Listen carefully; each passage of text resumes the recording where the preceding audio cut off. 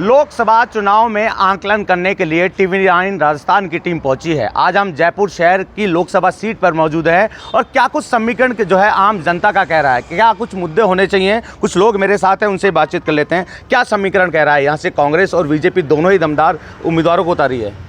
देखिए, जो दोनों बीजेपी और भाजपा से हैं और कांग्रेस से जो उम्मीदवार हैं, उनमें वैसे माना जाए तो प्रताप सिंह जी पुराना चेहरा है और पब्लिक के बीच में उनकी पेठ है। जैसे कि पृथ्वीराज नगर की योजनाओं का लेकर मुद्दा उठाया उन्होंने, या यूनिवर्सिटी से लेकर छात्रों का मुद्दा हुआ हो, हमेशा एक्टिव रहे हैं, संघर्ष करते हुए हैं और पब्लिक के बीच में रहे हैं।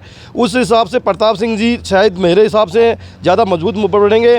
मंजू शर्मा जी हैं, वो पार्टी विचारधारा से मजबूत हो सकती है लेकिन पब्लिक ग्राउंड से मजबूत नहीं है। उस हिसाब से प्रताप सिंह जी जीत जाने चाहिए। बिल्कुल। देखिए, हालांकि राजनीतिक अनुभव प्रताप सिंह खाचरियावास का ज़्यादा है जयपुर शहर की सीट पर। आपका आंकलन क्या कहता है और क्या कुछ मुद्दे होने चाहिए, क्योंकि जनता की उम्मीद रहती है कि अलग अलग सीट से कोई सांसद बने तो जनता के विकास के काम भी करे। देखिए, मुझे जो लग रहा है अभी इस तरह का माहौल लग रहा है कि एक तरफा माहौल बिल्कुल भी नहीं है। दोनों ही कैंडिडेट, बीजेपी का भी यहाँ शुरू से माहौल रहा है जयपुर में, और जयपुर में बीजेपी हमेशा छाई हुई रही है। इधर हमारे प्रताप सिंह जो है उनका भी चेहरा बहुत बड़ा चेहरा है कांग्रेस का, और मुझे ये लगता है कि इस बार एक तरफा कुछ भी होने वाला नहीं है, कांटे की टक्कर रहेगी। बीजेपी की जो छवि आज के 5 साल पहले 7 साल पहले जो छवि थी, वो छवि बिल्कुल धूमिल हो चुकी है। सेंट्रल लेवल पर कोई काम नहीं हुआ है, महंगाई बढ़ी हुई है, आपके त्राई कर रहे हैं। दूसरा क्या है कि बीजेपी का एक लोगों में मानस बना हुआ है कि बीजेपी विपक्ष के लोगों को टारगेट कर रही है, ईडी और इनके छापे लगा करके टारगेट कर रही है बीजेपी। तो ये सब माहौल है। आज आम जनता को इस तरह का कुछ ये लग रहा है, उससे भी थोड़े बीजेपी के वोट टूटेंगे। अभी फ़िलहाल जो एक घटना हुई कि केजरीवाल जी को जो दिल्ली में अंदर डाला गया, उनके खिलाफ जो आरोप लगाए गए, उस आरोप का भी मुझे तो सब जगह चर्चा होती हुई लगती है। जहाँ भी बैठते उठते हैं वहाँ वो चर्चा लगती है। तो वो पहले वाला माहौल नहीं है। मुझे लगता है थोड़े मार्जिन से ही जीते, लेकिन प्रताप सिंह जी जीते। आप क्या कहेंगे, क्या कुछ मुद्दे होने चाहिए? महंगाई पर लगाम लगनी चाहिए। ज़रूरी है, लगाम लगना ज़रूरी है। ये महंगाई तो मार रही है सब। अब की बार ये मोदी की वजह से ये लोग बात जो ये मंदिर का ये चक्कर लिया, इससे तो कोई मतलब नहीं निकला। और रही बात केजरीवाल की, जो पवार साहब ने बोला अभी, भाई ये इस माहौल से प्रताप सिंह जी वैसे हमारे जाने पहचाने भी हैं और यहाँ के मतलब बहुमत ये एक तरफा तो जाएगा नहीं, कंपटीशन पूरी रहेगी जो भी रहेगा जी। आपका आंकलन क्या कहता है? देखो, कांग्रेस अगर मजबूत स्थिति में तभी आएगी जब कार्यकर्ता प्रताप सिंह जी पूरा जोर लगाएंगे, मजबूती से लड़ेंगे, तो ही वो जीत सकते हैं। बिल्कुल। देखिए, मजबूती से मैदान में उतरने की ज़रूरत है। जनता ने अलग अलग आंकलन यहाँ कर रहे हैं। क्या मानते हैं, क्या कुछ मुद्दे होने चाहिए, क्या कुछ जयपुर शहर की समस्या है जिनका निस्तारण होना चाहिए? देखिए, मुद्दा अगर जनता के हिसाब से देखा जाए तो महंगाई सबसे बड़ा मुद्दा है, भ्रष्टाचार है। जैसे जिस तरह अभी जो भारत की जो सरकार है, जो तानाशाह अपना के चल रही है, बड़ी बड़ी इसे संस्थाओं के द्वारा, ईडी द्वारा, इनकम टैक्स द्वारा हर किसी को डरा जा रहा है, जो डर का माहौल बना दिया है। इन सब से हटकर अगर मुद्दा बने तो सिर्फ महंगाई, पढ़ाई, शिक्षा और स्वास्थ्य को लेकर बढ़ना चाहिए, जो कि बीजेपी के पास दूर तक भी नहीं आता। वह हमेशा बीजेपी धर्म की राजनीति पे या हिंदू राष्ट्र पे लेवल पे आ जाती है और इन जैसे मुद्दों को बिल्कुल दबा दिया जाता है, जो सरासर जनता के लिए बिल्कुल ख़राब है।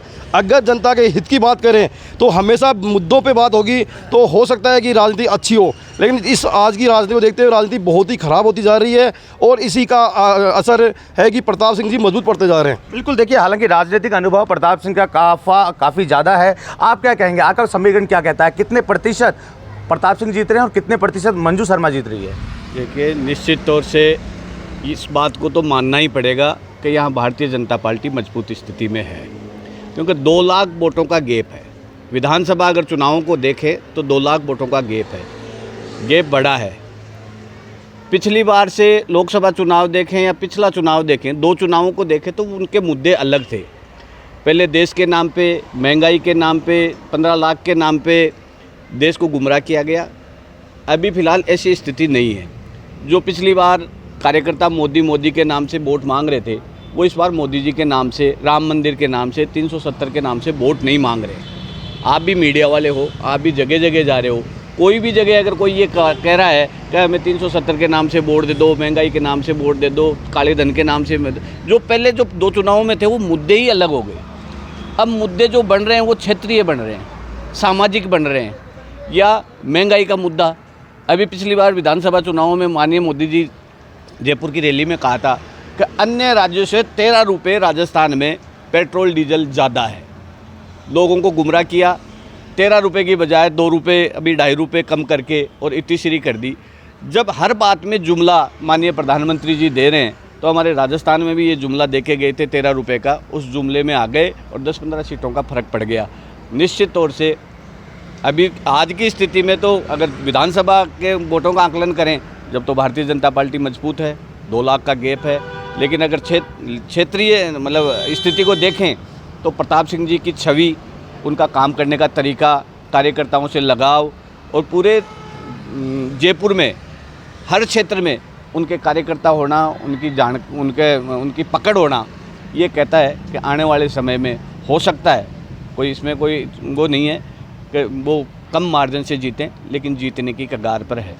निश्चित तौर पर हालांकि अलग अलग आंकलन लगाए जा रहे हैं। प्रताप सिंह खाचरियावास जिसको काफ़ी ज़्यादा राजनीति का अनुभव है, उनके मुकाबले मंजू शर्मा को कम है। हालांकि आम जनता का कहना है कि 2 बार की लोकसभा चुनाव में जिस तरह बीजेपी ने मुद्दों को बुनाने की कोशिश की थी, लेकिन इस बार लोकसभा चुनाव में जनता चाह रही है कि महंगाई पर लगाम लगे, पेट्रोल डीजल के दाम कम हो, शिक्षा मिले। इन मुद्दों को लेकर जनता वोट करने की बात कर रही है, लेकिन अलग अलग समीकरण आम जनता की ओर से बैठाए जा रहे हैं। हालांकि प्रताप सिंह खाचरियावास के जीतने की बात भी कही जा रही है, लेकिन जो है टक्कर की बात भी कही जा रही है। हालांकि मंजू शर्मा जयपुर शहर से बीजेपी की उम्मीदवार है और कांग्रेस के प्रताप सिंह, इस बार रोचक मुकाबला देखने को मिलेगा। हसन पांडे, TV9 जयपुर।